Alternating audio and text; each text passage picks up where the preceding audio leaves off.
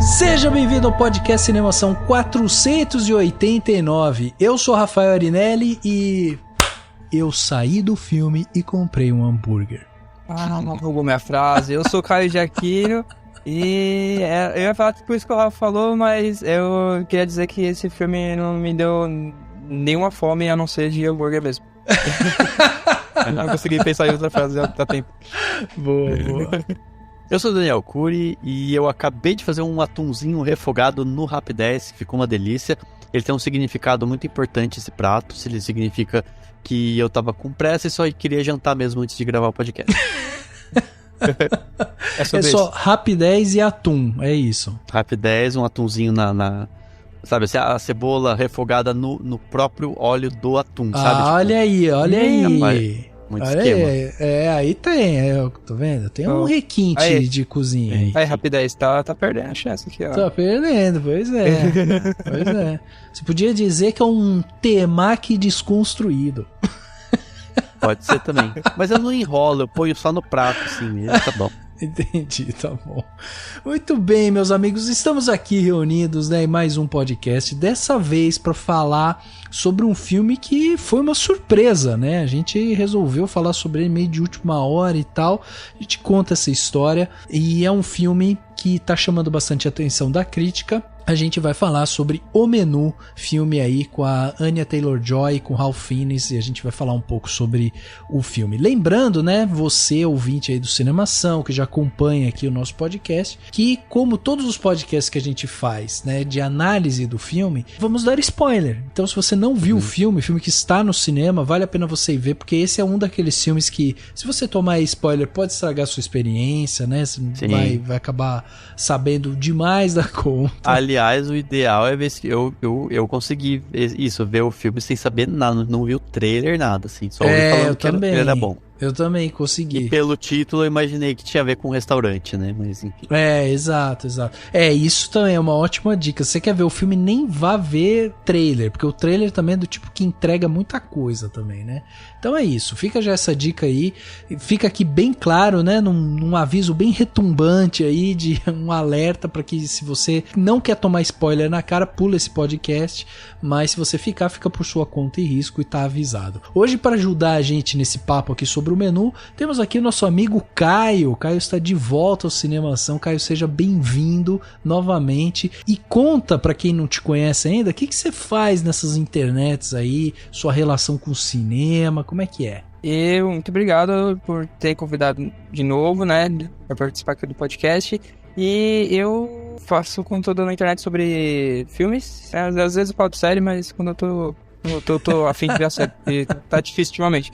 Mas falo em geral sobre filmes, tem um canal no YouTube chamado Sessão Comentada, ou pode ser Caio Daquino, agora o YouTube tem arroba também, então tá fácil de achar, é arroba Caio Daquino em todas as redes, tem YouTube, TikTok, tô produzindo bastante pro TikTok, agora sou TikToker, sem fazer dancinha, Instagram, então nessas redes aí vocês vão sempre ver conteúdo sobre filmes, principalmente filmes nessa vibe assim, de suspense, terror, que eu falo bastante. Inclusive recomendo fortemente o Instagram do Caio, viu, porque vira e mexe tem umas dicas boas lá, né, Caio?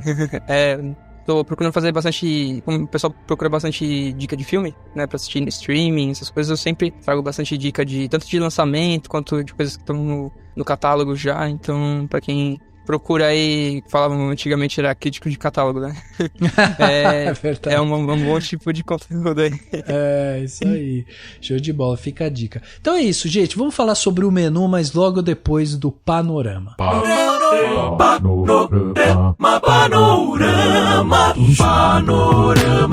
Panorama.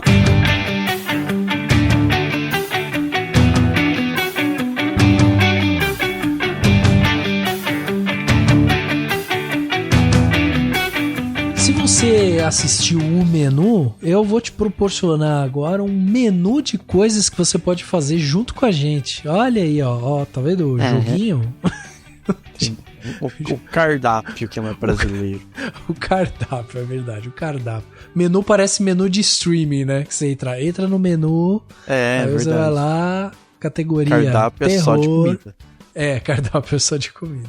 Muito bem. Bom, primeiro eu gostaria de convidá-los, né, a ser um padrinho aqui do Cinemação. Afinal de contas, ano novo está chegando, né? A gente já tá pensando aí o que a gente vai fazer pro ano que vem. Tem muita coisa surgindo, muitas ideias. Vamos ter mudanças pro ano que vem e por isso é muito importante que você nos acompanhe nisso e nos ajude, né, a manter o Cinemação ativo e sempre funcionando na sua plenitude. Para isso, você pode se tornar um padrinho do Cinemação. Então você acessa o cinemação.com e lá no canto superior direito tem um lá, seja um patrão. Você clica lá e aí você vai ser direcionado para uma página onde a gente oferece 3 planos para os nossos padrinhos. Você se tornando um padrinho do Cinemação, você ganha sempre alguma recompensa. Então dá uma olhada lá, vê o que se encaixa melhor dentro do seu bolso e aí vire um padrinho aí do Cinemação para ajudar a gente, né, a reinvestir no Cinemação e consequentemente fazer o nosso canal crescer ainda mais. Então fica esse primeiro convite. Quando você estiver lá dentro do Cinemação fazendo isso, né, se tornando um padrinho e tudo mais, vale a pena dar uma navegada pelo site, porque afinal de contas é no cinemação.com onde a gente concentra grande parte do nosso conteúdo, né? Tá sempre saindo novidade, notícias sobre filmes, artigos, trailers, enfim, tem muita coisa bacana lá para você ver e é dentro do Cinemação que você vai encontrar tudo, inclusive o nosso podcast, né? Porque você entra lá, tá escrito já no menu, assim tá escrito Podcast Cinemação, você clica e aí você vai ver todos os podcasts que a gente já fez na vida, tá tudo lá. Então são 489 episódios para você degustar, entender mais de cinema, criticar a gente, enfim, tem muita coisa bacana lá. O nosso podcast, por sinal, ele está nas principais plataformas de áudio, né, que a gente tem hoje.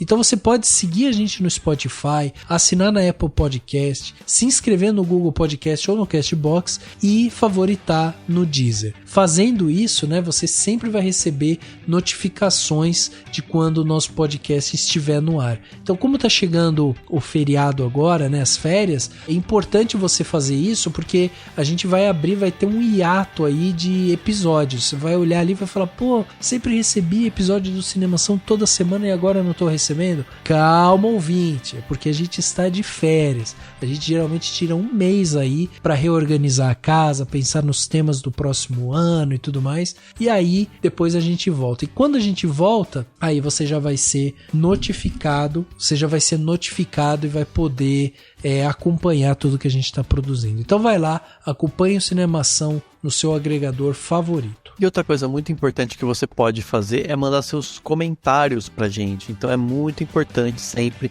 que você ouvir um podcast nosso, a gente gosta muito e fica muito feliz de receber os comentários, né? Você pode comentar em vários lugares. Você pode, por exemplo, mandar um e-mail para contato@cinemação.com, que é o ponto em que, enfim, o lugar onde você manda lá um textão, se você quiser, né? Pode elaborar alguma coisa que você quiser. De vez em quando a gente recebe uns e-mails super legais. Mas se você disser assim, não precisa de um e-mail também, não é para tanto, não tem problema.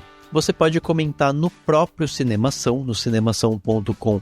Tem espaço de comentários na postagem do podcast e você pode comentar também em qualquer rede social. Tem até o Castbox, que é um aplicativo que permite comentários, mas você pode falar no Twitter, você pode falar no Facebook, pode falar no Instagram. A gente olha os comentários, separa e lê aqui, né? E eu vou ler um comentário aqui super legal do Thiago Alves, que ele comentou lá no 472, em que a gente falou sobre Batgirl cancelada e o fim da farra dos streamings, né? Foi aquele episódio que cancelaram lá a série o filme, né, da Batgirl, e aí tava todo mundo em polvorosa, né? Falou, meu Deus, o que aconteceu? A galera não tem mais tanto dinheiro assim, etc.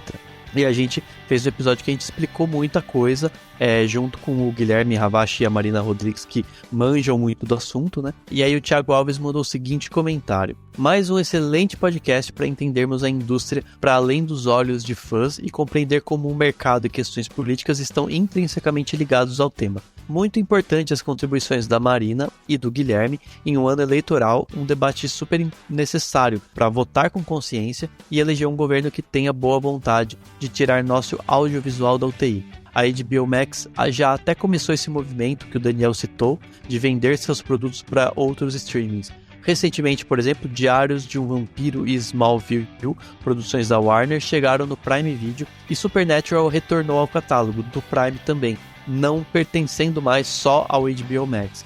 Nesse caso, os fãs ganham por ter mais opções de onde consumir suas séries favoritas. Concordo com o Guilherme sobre a importância da TV Globo como produtora de dramaturgia nacional, seja no Globoplay ou na Globo Aberta, são várias produções de excelente qualidade para desfrute de maneira democrática, bom para quem assiste e excelente para fomentar o mercado de trabalho. Fora o jornalismo da emissora, que está sendo muito necessário, com voz dissonante a este que nos desgoverna. Parabéns por mais um excelente trabalho, Rafael e Daniel. Então, muito legal o comentário do Thiago, né? Foi acho que um pouquinho antes, né, das eleições que ele comentou isso, mas é muito legal esse comentário. E é isso, você pode mandar esse tipo de comentário e qualquer outro sobre o que você achou do filme, do episódio, da gente, dos convidados, etc. Então, mande sempre seu comentário pra gente, enfim, que a gente precisa muito ouvir vocês e é muito importante para continuar os debates sobre filmes e sobre essas questões, por exemplo, como aqui do comentário do Thiago Alves.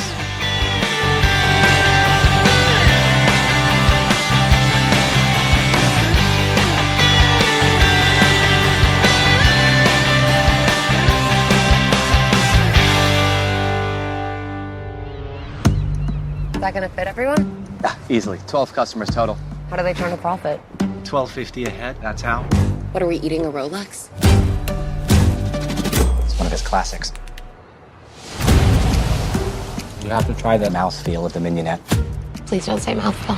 Tonight will be madness. Welcome. We'll endeavor to make your evening as pleasant as possible.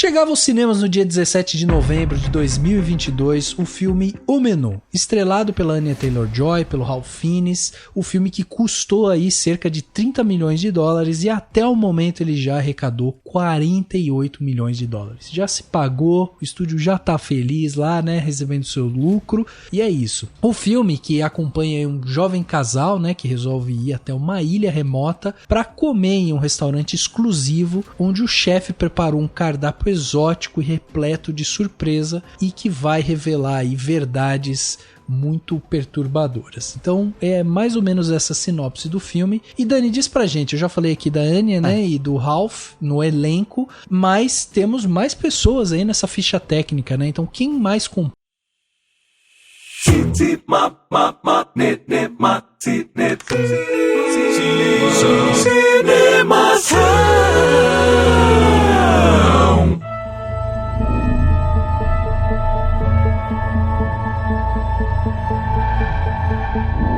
Seja bem-vindo ao podcast Cinemação 489. Eu sou Rafael Arinelli e eu saí do filme e comprei um hambúrguer.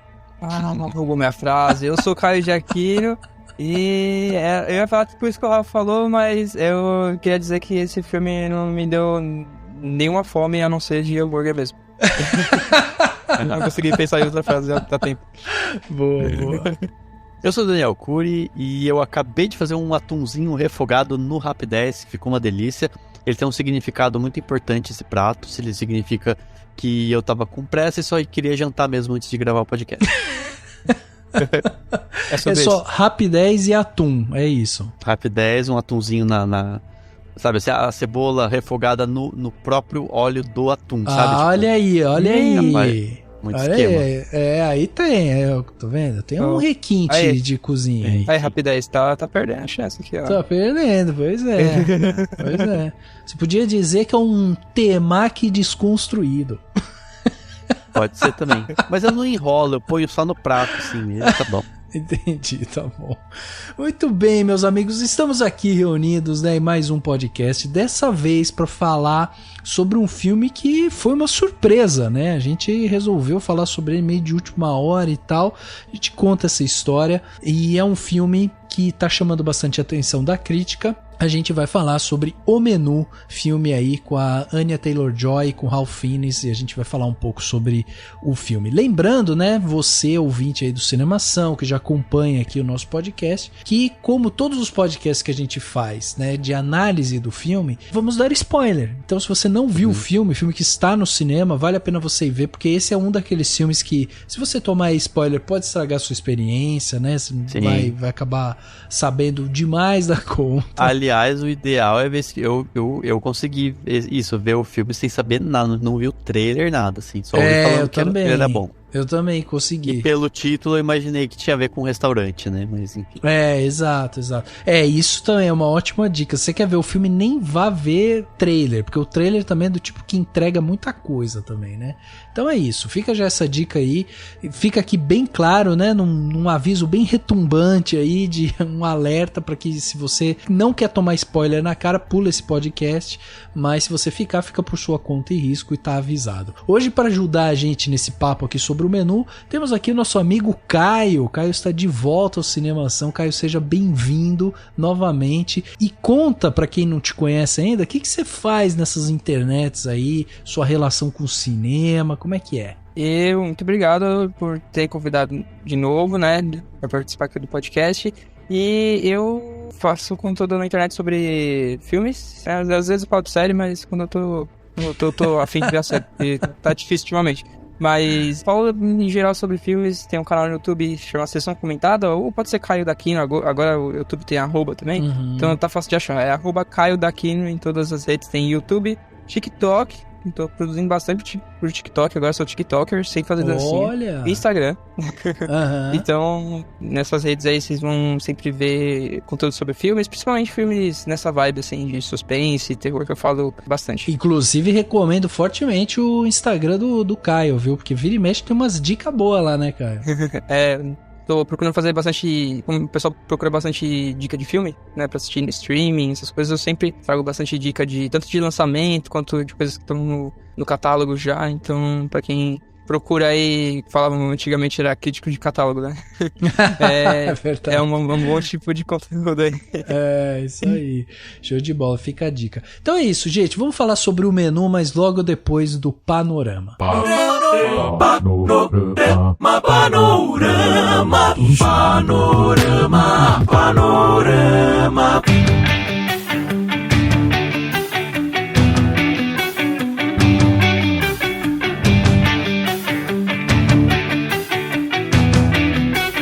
Se você assistiu o menu, eu vou te proporcionar agora um menu de coisas que você pode fazer junto com a gente. Olha aí, ó, tá vendo o joguinho?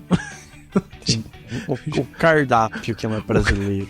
O cardápio, é verdade, o cardápio. Menu parece menu de streaming, né? Que você entra no menu, aí você vai lá, categoria cardápio terror. É só de comida. Cardápio é só de comida.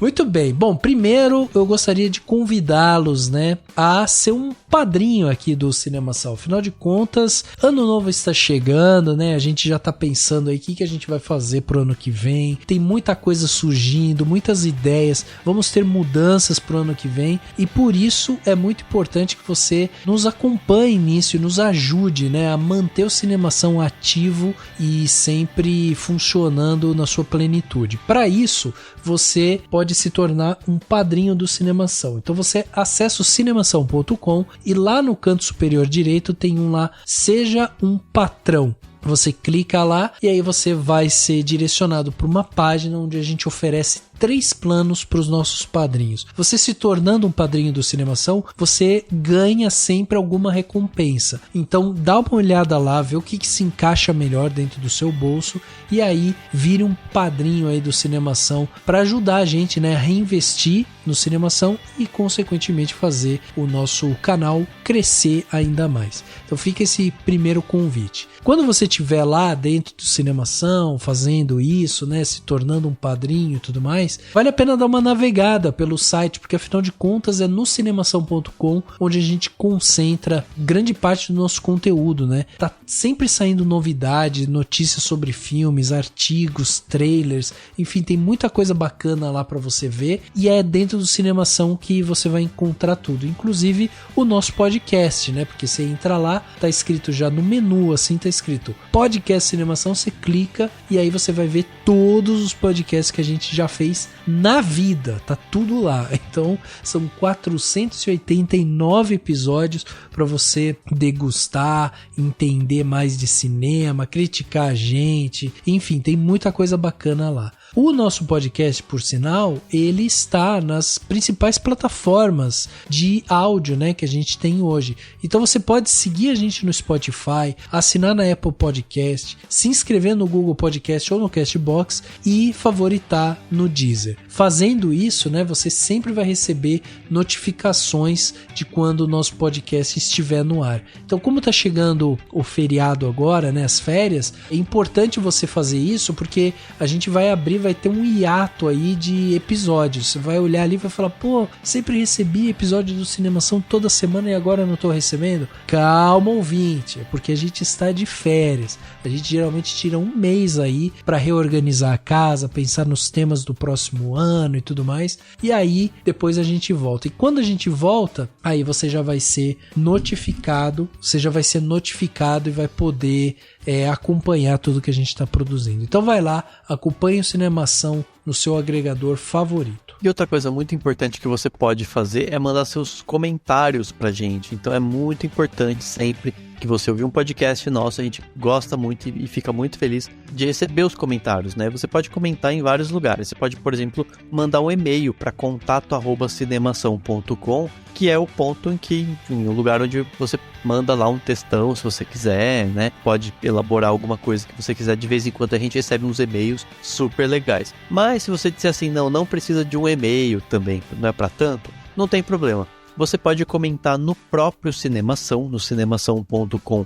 Tem espaço de comentários na postagem do podcast e você pode comentar também em qualquer rede social. Tem até o Castbox, que é um aplicativo que permite comentários, mas você pode falar no Twitter, você pode falar no Facebook, pode falar no Instagram. A gente olha os comentários, separa e lê aqui, né? E eu vou ler um comentário aqui super legal do Thiago Alves, que ele comentou lá no 472, em que a gente falou sobre Batgirl cancelada e o fim da farra dos streamings, né? Foi aquele episódio que cancelaram lá a série o filme, né, da Batgirl, e aí tava todo mundo em polvorosa, né? Falando, meu Deus, o que aconteceu? A galera não tem mais tanto dinheiro assim, etc.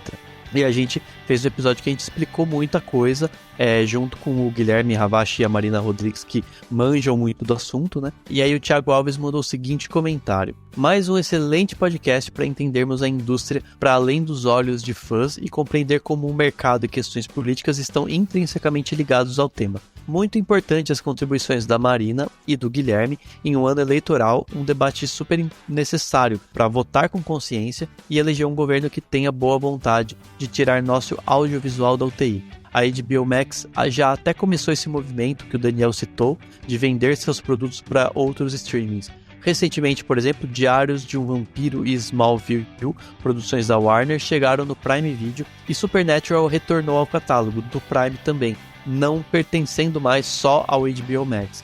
Nesse caso, os fãs ganham por ter mais opções de onde consumir suas séries favoritas. Concordo com o Guilherme sobre a importância da TV Globo como produtora de dramaturgia nacional, seja no Globoplay ou na Globo Aberta, são várias produções de excelente qualidade para desfrute de maneira democrática, bom para quem assiste e excelente para fomentar o mercado de trabalho. Fora o jornalismo da emissora, que está sendo muito necessário, com voz dissonante a este que nos desgoverna. Parabéns por mais um excelente trabalho, Rafael e Daniel. Então, muito legal o comentário do Thiago, né? Foi acho que um pouquinho antes, né, das eleições que ele comentou isso, mas é muito legal esse comentário. E é isso, você pode mandar esse tipo de comentário e qualquer outro sobre o que você achou do filme, do episódio, da gente, dos convidados, etc. Então, mande sempre seu comentário pra gente, enfim, que a gente precisa muito ouvir vocês e é muito importante para continuar os debates sobre filmes e sobre essas questões, por exemplo, como aqui do comentário do Thiago Alves.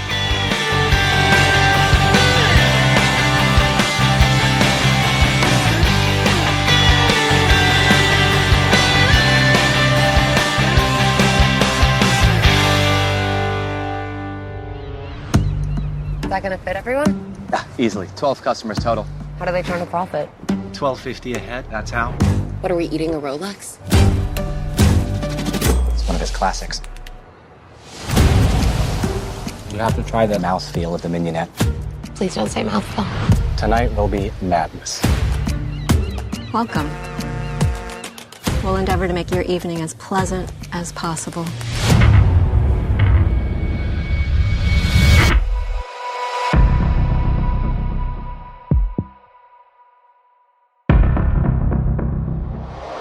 Chegava aos cinemas no dia 17 de novembro de 2022 o filme O Menu, estrelado pela Anya Taylor-Joy, pelo Ralph Fiennes, o filme que custou aí cerca de 30 milhões de dólares e até o momento ele já arrecadou 48 milhões de dólares. Já se pagou, o estúdio já tá feliz lá, né, recebendo seu lucro, e é isso. O filme que acompanha um jovem casal, né, que resolve ir até uma ilha remota para comer em um restaurante exclusivo, onde o chefe preparou um cardápio exótico e repleto de surpresa e que vai revelar aí verdades muito perturbadoras. Então é mais ou menos essa sinopse do filme. E Dani, diz pra gente, eu já falei aqui da Anya, né, e do Ralph no elenco, mas temos mais pessoas aí nessa ficha técnica, né? Então quem mais compõe a ficha técnica de O Menu? Curiosidade até, né, a gente falou no último podcast sobre O Milagre, agora é O Menu, né, então estamos aqui nessa parte aí da letra M do dicionário. Mas vamos lá, O Menu, este filme que chegou nos cinemas e surpreendeu muita gente, ele é dirigido pelo Mark Mylod. O Mark Mylod é um cara que dirigiu muitas comédias, bem simples, bem mais bobinhas, podemos dizer assim. É uma série de comédia também. E aí, recentemente, ele dirigiu 6 episódios de Game of Thrones. Game of Thrones mesmo, né? A série, não a nova Game of Thrones, a Game of Thrones mais clássica. E 13 episódios de Succession, que é uma das minhas séries favoritas do momento, porque ela é muito, muito, muito boa. E o Mark Mylod, enfim, chega aí com esse currículo, né? Tipo, o cara chegou de 2 séries muito fodas e tal. E vem aí com O Menu como, né, um filme aí pra, talvez, sei lá, dar suas caras no cinema mesmo, né, na sala de cinema e tal. O roteiro é do Seth Rice, que fez... Tem um episódio de curtas da revista New Yorker que ele fez, e nada muito que chame muita atenção. E tem também a assinatura do Will Tracy. O Will Tracy escreveu 2 episódios de Succession, e ele é redator do programa Last Week Tonight, né, que é aquele programa lá do John Oliver, né, que a gente tem aqui no Brasil do Gregório do Vivier, em inglês, é o John Oliver que faz toda aquela coisa. Ele escreve esses textos aí, então tem essas críticas, dá pra gente entender de onde vem a crítica social foda, toda essa coisa, né? A fotografia do filme é do Peter Deming. O Peter Deming, ele fez a fotografia de filmes como Os Novos Mutantes, né? Além de outras em parceria com o David Lynch. Ele fez a fotografia de Cidade dos Sonhos, vários outros filmes do Lynch, incluindo a série Twin Peaks, né? Episódios, acho que mais recentes até. E a montagem é do Christopher Tellefsen. O Christopher Tellefsen fez a montagem de filmes como Um Lugar Silencioso, Joy, aquele lá com a Jennifer Lawrence, Assassin's Creed e O Mundo de Andy, lá daquele, né, do Jim Carrey. E no elenco aí, além da Anya Taylor-Joy, todo mundo lembra aí desde o Gambito da Rainha até a Bruxa, e tá até no filme lá dos Novos Mutantes que ninguém viu. A gente tem também o Nicholas Hoult, que também é um mutante, tá no X-Men, né? Vários filmes do X-Men ele faz lá, o Fera. Ele tem aquele Meu Namorado é um Zumbi, e tá no Mad Max, né? Estrada da Fúria, enfim. Isso, eu lembrei dele do aquele Um Grande Garoto, né? Que ele era pequenininho lá com né, e tudo mais. Ele é um desses atores que começou bem novinho, assim, na carreira. Temos também o Ralph Fiennes, ou Ralph Fiennes, se você quiser ser britânico e falar do jeito que eles falam lá, que é Ralph Fiennes. Desde o Jardineiro Fiel, a Lista de Schindler. E, claro, foi o Voldemort, né? O famoso Voldemort aí, os filmes do Harry Potter. Tem também a Hong Chau. A Hong Chau é uma atriz que faz lá a hostess, né, do restaurante, a pessoa que recebe eles lá que no filme é o menu. E eu não lembrava, mas quando eu lembrei do quanto eu odiava ela na série Watchmen. Lá da HBO, porque ela faz uma personagem que eu odiava. E ela tá no The Whale também. Você amava odiar, né? Também. Não, a da do Watchmen eu odiei mesmo, gente. Nossa, que ranço dela.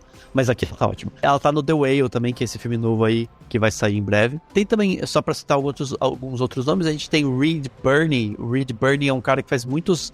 Ele faz um cara rico lá, e ele sempre faz papel de rico. Ele fez desde séries como Titãs, a própria Succession e House of Cards também. Ele fez um personagem importante em House of Cards. E tem também o John Leguizamo, que é famoso por fazer o Cid da Era do Gelo no original, obviamente, em inglês. Ele tá no Chef, tá nesse filme novo agora, Noite Infeliz, que tá nos cinemas também. E muito mais, ele faz muitos filmes, principalmente em papéis mais secundários até. Mas acho que todo mundo lembra da carinha dele. Então, tem muitos outros também, mas esses são os principais nomes.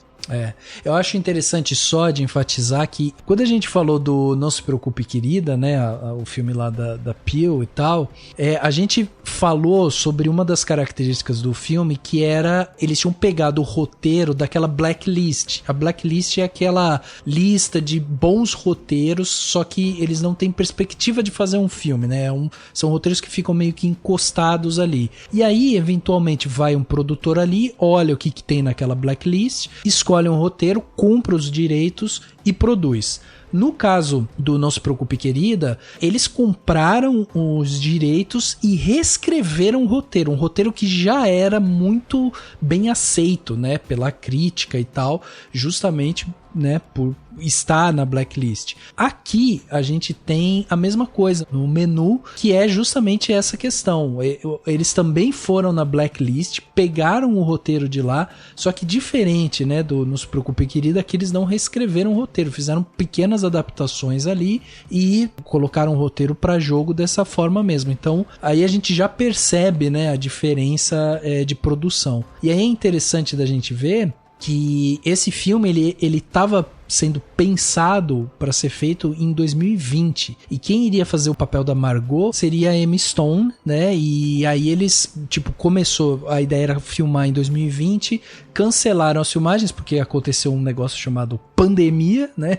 E aí depois a Emma Stone se envolveu com outros projetos e tal, e aí trouxeram a Anya Taylor-Joy, que, né, hoje é uma das queridinhas aí em Hollywood, para fazer o filme. Enfim, histórias, né, aí de bastidores que mostram, né, um pouco de como esse filme foi construído aí ao longo dos anos, dos meses e tal. Eu queria saber de vocês já o seguinte: esse filme já foi colocado numa lista de um dos melhores filmes de terror do ano. Vocês acham que é por aí mesmo? Ele se encaixa mais nesse terror, ou ele tá ali num pezinho no suspense? Porque eu acho que ele tem uma coisa também, até às vezes, de comédia ali no meio, né? Umas pitadas de comédia. Mas vocês acham que é isso? É uma revelação? O filme se tornou uma revelação pra vocês? Cara, eu acho que...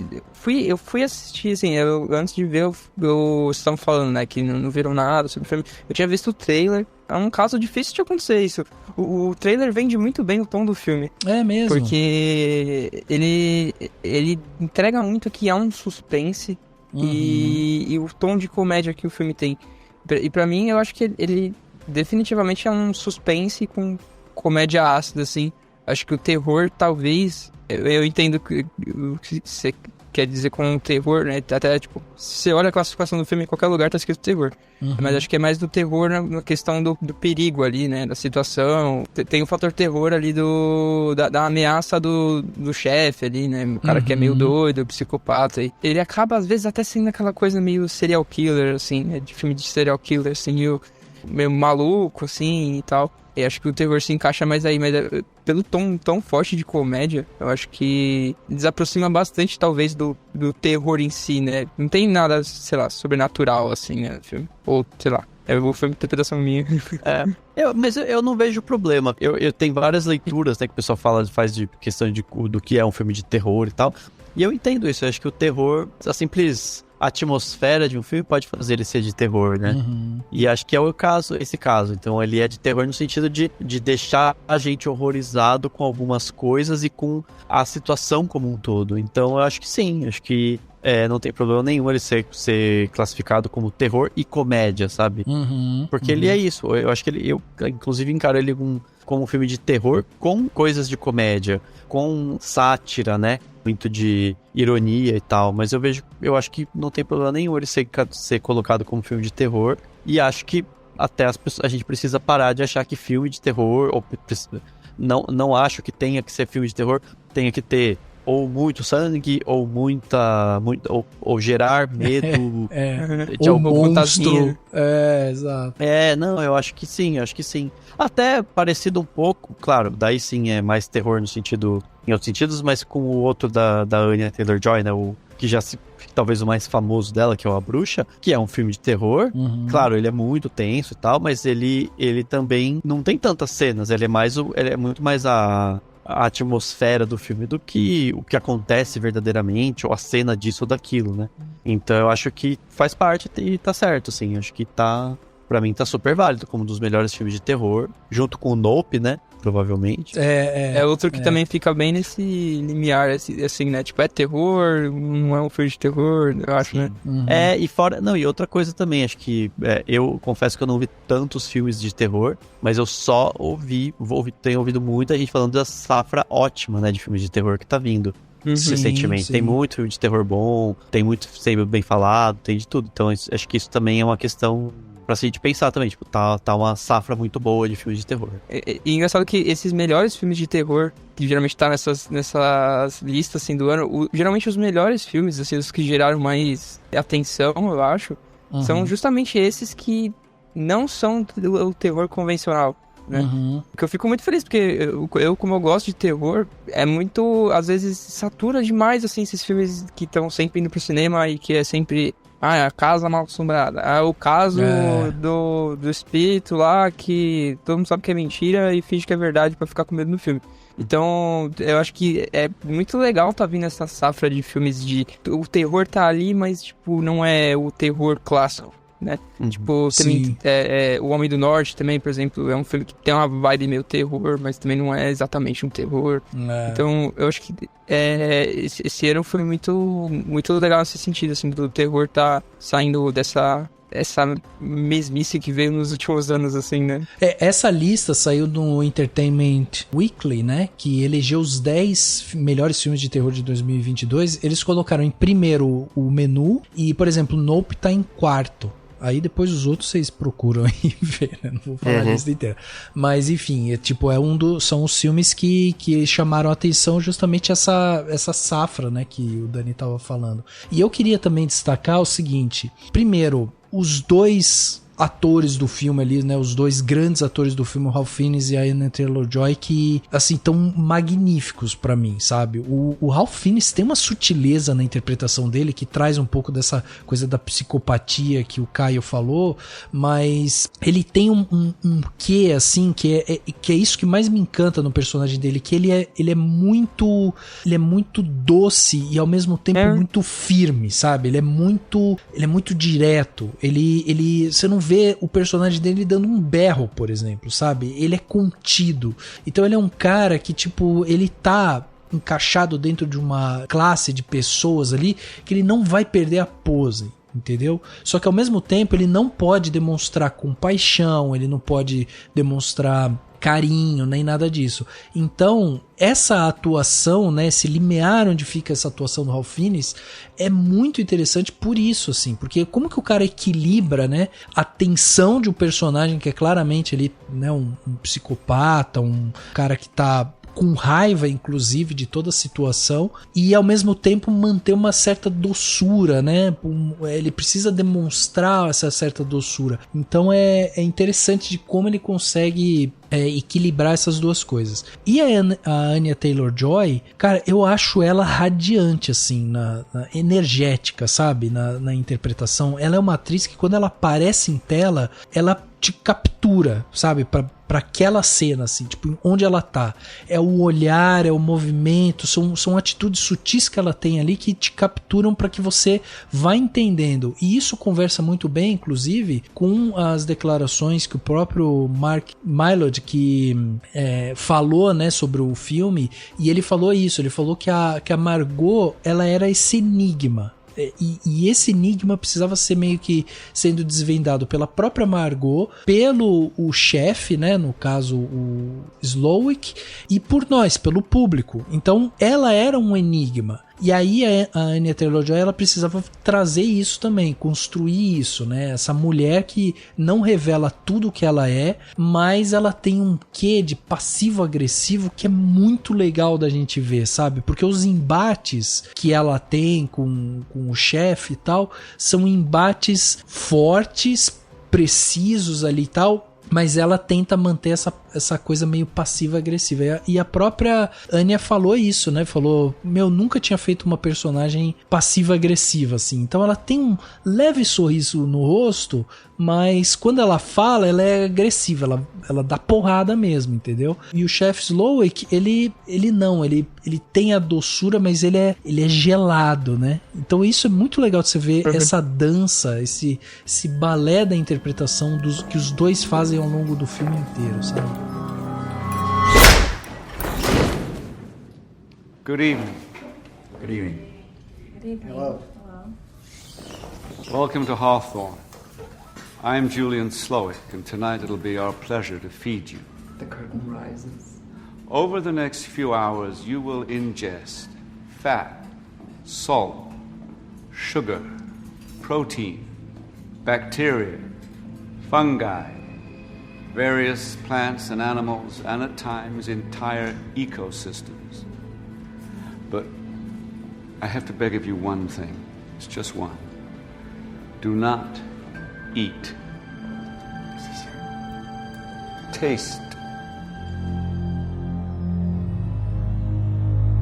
E esse humor da Margot, você falou, né, que ela é passivo-agressiva, eu acho que é onde traz muito da parte da comédia do filme, que é justamente essa questão do humor ácido, né? O humor ácido tem muito essa questão da ironia, do sarcasmo, né? Eu acho que é onde brilha também parte do roteiro desse filme, né? E os diálogos são muito bons, muito afiados, então é engraçado. Às vezes eles só estão falando uma coisa que você fica desconfortável, mas você dá risada, porque a situação em si é engraçada, né? Sim. E tava até vendo uma coisa interessante, que o diretor comentou, que tem muitas falas do filme que são improvisadas. Uhum. Não estavam no roteiro e tal, dos diálogos e tal. Eu achei bem doido de se pensar, né? Num filme que tem tantas falas legais, assim, né? Que, principalmente no começo do filme, os primeiros minutos do filme, a dinâmica que tem entre a Margot e o Tyler ali, o personagem do Nicholas Hoult, é muito boa, assim, que já entrega muito da personalidade dos dois e da dinâmica que vai existir entre os personagens durante o filme, né, que é bem importante, né, tipo, a Margot, ela é meio que a gente como aquele personagem, que eu esqueci o nome, é o personagem que é o espectador, né. Uhum. Então, tipo, ela tá naquela situação meio, tipo, ela não queria muito estar ali, ela caiu naquela situação, ela nem gosta tanto daquilo, e ela não entende direito, então aí o personagem o Tyler, ele fica explicando pra ela e tal, então é uma personagem que tem uma função no filme muito importante também pro espectador, né, porque nem todo mundo entende de gastronomia, eu pelo menos não tenho porra nenhuma. Eu sei lá, fazer hambúrguer. Mas eu acho que tem esse papel interessante também na narrativa do filme. Sim. A personagem da Anya Taylor-Joy. Sim. Uma coisa que eu acho legal também é, claro, tem essa questão dela, tipo, porque a maioria das pessoas tem esse pensamento que a gente tem, né? Tipo, de falar assim, gente, que frescura, sabe? Ai, comidinha, nananã. Ai, o cara fica falando aquelas coisas chatas. Aí só trouxe um creminho lá e, sabe, tipo, traz uma comida, né? Tipo, traz um prato bom aqui pra eu comer. E isso é, sei lá, eu acho isso muito legal, assim. Mas eu acho muito maravilhoso como também o mistério dela vai sendo trabalhado ao longo do filme, né? Porque a princípio ela é uma namorada do cara, né? Então, assim, a princípio você fala, ela é namorada dele, eles estão, tipo, recém-namorados. Você vê que eles estão numa coisa que eles não se conhecem tanto. Eles estão nessa de, mas comida isso, comida aquilo. Então ela tá entendendo como que é o cara, né? Que ele é tipo esses caras chatos que paga pau, né? Pro chefe, que acha o máximo que vai comer tal comida. E aliás, ele é o único que tá realmente curtindo, que foi lá realmente pela comida.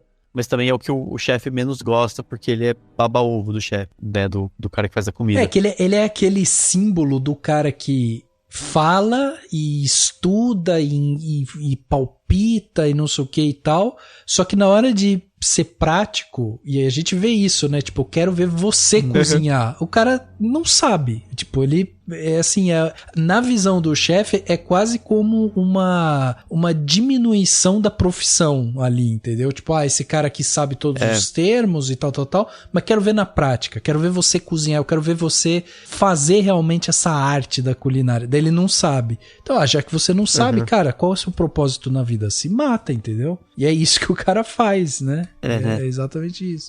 Então, mas é legal porque, tipo, eu acho muito legal, assim, como que, tipo, ainda na personagem da Margot, né? Que na verdade nem é Margot, né? Tem um momento que ela confessa o nome real. Margot seria o nome dela como prostituta, né? E é isso, tipo assim, você vai descobrindo aos poucos. Você fala, ela tá lá, mas ela não é daquele mundo de onde ela vem. Aí tem um momento em que o próprio Tyler fala, né? Tipo assim, vinha a minha ex-namorada, ela terminou comigo e tal. Daí o cara fala, então você trouxe ela, né, ela sabendo que ela ia morrer, porque ele sabia, ele era o cara que sabia. Sim. E aí entra uma coisa meio surreal do filme que eu gosto muito, que é isso, o filme, ele chega num ponto que ele é tão surreal que você entra naquela onda do tipo, é uma sátira, sabe? É uma grande crítica. Tem uma parte até que o próprio o Slowick fala, né? Ele fala assim, se vocês quisessem realmente ir embora, vocês iam ter dado um jeito. É que vocês, no fundo, querem estar aqui, querem entrar nessa onda, nesse teatro. E é um pouco essa brincadeira, né? Tem uma referência, uma conexão que dá pra fazer com o próprio cinema, né? Como se o Milo estivesse falando do próprio filme, do cinema como um todo. E é isso, chega uma hora que você tá no filme, tipo, não seja o chato que vai ficar, né? Mas esse carro não ia voar desta altura. Não, é um filme, vai se divirta, né? Tem até dois críticos lá, né? Assim, dentro do restaurante, né? Tem dois personagens que são críticos, né? E eles ficam fazendo essa abordagem. É, isso mesmo. Ela fica, nossa, que maravilhoso. Tudo ela acha lindo, incrível, né? Principalmente a crítica, né? E é isso, assim, acho que o filme tá indo muito pra esse lado, mas é legal de pensar também, enfim, nessa questão de como o filme tá mostrando tudo isso, mas ao mesmo tempo você tá com os personagens todos naquela situação, e aí eles estão naquela sátira, eles estão naquele espaço, e você entra nisso, né, por conta das coisas absurdas que estão acontecendo, enfim, e aí faz parte também do filme você começar a identificar, né, porque ele é bem claro até, né, ele não se preocupa tanto em ser sutil, com as críticas aos caras do mercado financeiro, não é mercado financeiro, mas enfim, do mundo das techs, das big techs, e aí o cara mata, né, o fundador, seria um Zuckerberg, Jeff Bezos, sei lá, né? Ou até o Elon Musk, assim. Que é o sócio dele, né? Que é o cara que financiou ele. Que é o né, cara que financia, e Sim. eles até citam, e aí até vocês falando que foi, eu imagino que até essa fala tenha sido, tenha surgido como caco, né, dos atores, que ele tem uma hora que ele fala assim, ele manteve esse restaurante aberto na pandemia, né, é verdade, que, eu achei muito massa isso, porque é isso, são essas hipocrisias das classes, das pessoas super ricas, né, que topam pagar $1.200, $1.200 pra jantar, né, e tal, num restaurante só pra pagar. Bife com ouro folhado. Não é nem o bife com ouro, né, a gente tá falando, nesse caso aqui, então, só do ouro. É só o crepinho lá tosco, né, só o negócio sem pão e tal, pra pagar de espertinho, pra pagar de rico, e só porque podem pagar, né, então tem essa, sei lá, acho que dá pra fazer várias leituras até se for pra ir nesse sentido do cinema, com a ideia da galera que, do fato de o cinema estar elitizado, né? E daí as pessoas vão pro cinema, então você fala, o cinema tá caro, então você vai pro cinema, ele tá elitizado, E as pessoas ficam, não, porque eu vi este filme, blá, blá, blá, blá, blá. E aí, no fundo, o cara que tá fazendo, né, a pessoa que tá fazendo o filme quer que as pessoas se divirtam também e que não sejam o chato que fica lá, né? Ah, nossa, porque este chefe é maravilhoso. Não, vai lá e se diverte, né? Então, tem esse lado, né? É que eu acho que ele tem um lance de, né, o filme é uma sátira, uma crítica, né, a tudo isso. E aí dá pra colocar várias camadas, né? Inclusive um pouco do que a gente faz aqui também, né? Que é isso. Sim, total. Essa crítica que a gente fica lá falando, ai, o diretor... Então... Eu senti ofendido com esse filme. Se eu fui assistir o filme e saí de lá ofendido. Exatamente. Mas você sabe que tem uma coisa interessante assim, que o Dani tava falando e o Caio comentou, né, que o diretor pedia pros atores improvisarem e tal. E eu vi uma declaração da Anya falando que eles ficaram naquele ambiente, assim, tipo, no set. Não tinha aquelas coisas de, tipo, grandes produções que os atores vão, fazem a cena, saem e daí vão pro trailer e esperam lá e voltam e tal. Então, o que o Mark pediu pra eles, né? Bom, vocês vão entrar nesse ambiente e eu quero que vocês fiquem o tempo todo improvisando aqui. Vocês vão estar ali sentados improvisando. Por quê? Porque eu vou deixar, de vez em quando, uma câmera solta aqui. Ela vai ficar rodando e aí a gente não sabe em que momento vai pegar você. Você pode aparecer num segundo plano ali, você pode, né, tá no fundo, você pode estar mais perto, pode ser que eu use essa imagem e tal. Então eles tinham que ficar ali improvisando. E é interessante que quando você assiste o filme, você vê isso, que tem em vários momentos, eles estão ali, você vê os atores no fundo conversando, se interagindo entre eles e tudo mais. Então isso é muito legal. E aí tem uma outra coisa também, né, que é quando o diretor ouve também os atores, né, porque esse lance da improvisação é muito bacana. E aí tem assim, por exemplo, a Anya virou pro Mark e falou assim, cara, eu acho que é importante a minha personagem estar sempre de costas pro chefe, porque ela é a antagonista a ele, né? Então, assim, os dois são dois polos, são duas coisas, são as forças que vão pro embate, né? E aí ela falou isso, eu acho que é importante estar de costas. Então, em vários momentos do filme, quando o chefe bate palma pra falar e tal, ou ela não vira, tipo, mostrando que ela não tá nem aí pro que ele tá falando, ou se ela vira o tronco, sabe? Ela não mexe o corpo inteiro, tipo, se colocando em direção ao chefe. Então ela tá o tempo todo, né, de costas pra ele, sendo realmente essa força oposta. E isso é muito interessante, porque tem um diálogo, inclusive, logo no primeiro ato ali, que ele vai até a mesa quando o Taylor derruba o copo, né?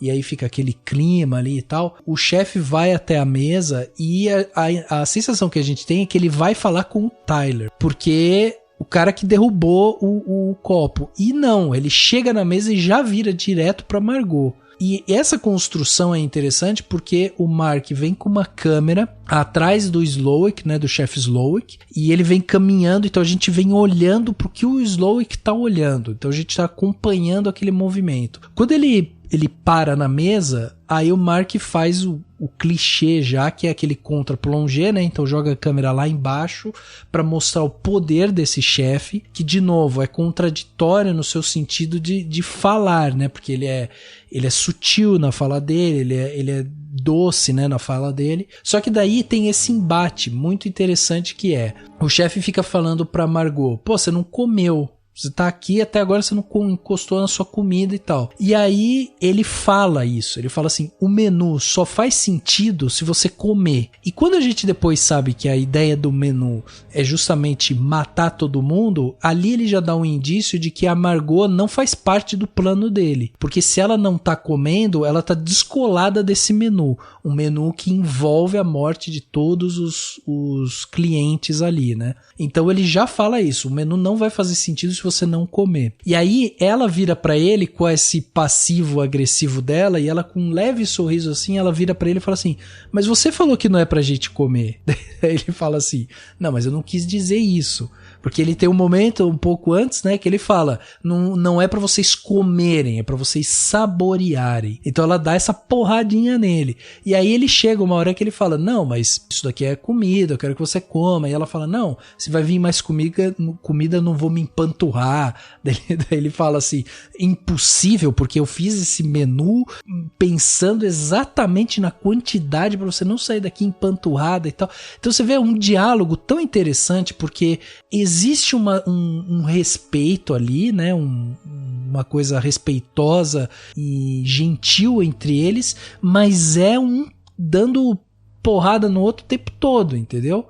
E aí, depois desse diálogo, o Slowik, ele caminha, e aí tem a improvisação, porque a Anya, logo que o Slowik sai, a Anya faz uma improvisação que é simplesmente agradecer ele. Ela simplesmente fala obrigado, quando ele tá de saída. E ela fala isso em entrevistas, ela fala, nossa, eu dei esse obrigado que era pra provocar mesmo, era a minha personagem provocando, tipo, eu dei a última palavra, ele tá saindo e eu que falei, obrigada, pode ir embora, né? E aí ele sai com uma cara de provocado, de, sabe, irritado com aquilo, e ele vai até a mãe dele. E ele faz um movimento de ir em direção à mãe, que você acha que ele vai dar um beijo na testa da mãe. E ele não dá. Ele encosta a testa dele na testa da mãe. Então é um cara que não pode em momento algum demonstrar qualquer tipo de intimidade, de compaixão, de carinho, de humanidade. Ele não pode. Não pode. E isso é muito interessante da gente ver como que eles vão fazendo essa construção. Porque tudo isso tá no primeiro ato do filme. Todo o primeiro ato é essa construção, esse embate entre os dois.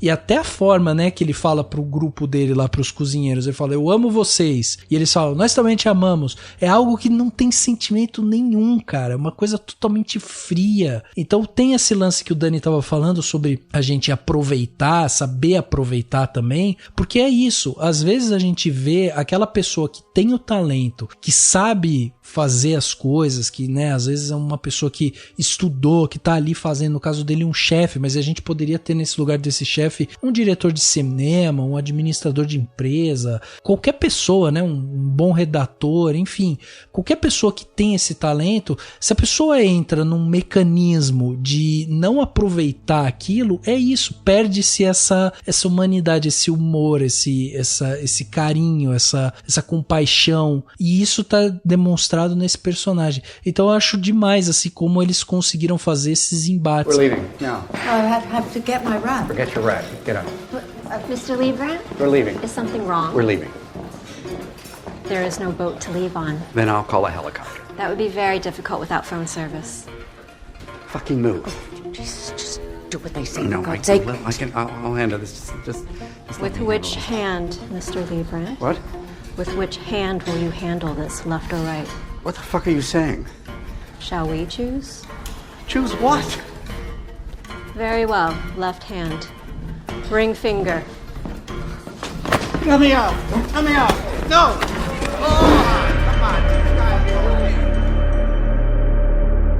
E aí eu ia perguntar, até porque o Dani falou do Succession, né, que é uma das séries que o diretor dirigiu, e isso é uma coisa que eu escutei falar. Eu não assisti Succession, mas eu ia te perguntar, Dani, porque dizem isso, que uma das coisas que é muito bem feita no Succession é isso, é essa coisa do personagem ter uma sutileza que provoca, mas ele não entrega tudo, sabe? E aí o que eu li foi isso, é que o diretor ele consegue trazer um pouco desse enigma pros personagens, quer dizer, você vai conhecendo os personagens ao longo do filme. Você sentiu um pouco isso? Eu acho que, assim, é bem isso, assim, tem a ver com você ir conhecendo eles através das ações, né, deles, e você saber que sempre tem alguma coisa que você não sabe, né, fica estranho, mas é isso, né, você ter esse sentimento de que tem algo a ser desvendado, tem algo que eu não sei, tem algo que eu não sei do passado dessa pessoa, sabe? O Succession é muito isso, né, assim, tipo, você vê a pessoa fazendo as coisas e fala, cara, essa pessoa tá pensando em outras coisas que eu não dou conta de acompanhar, entendeu?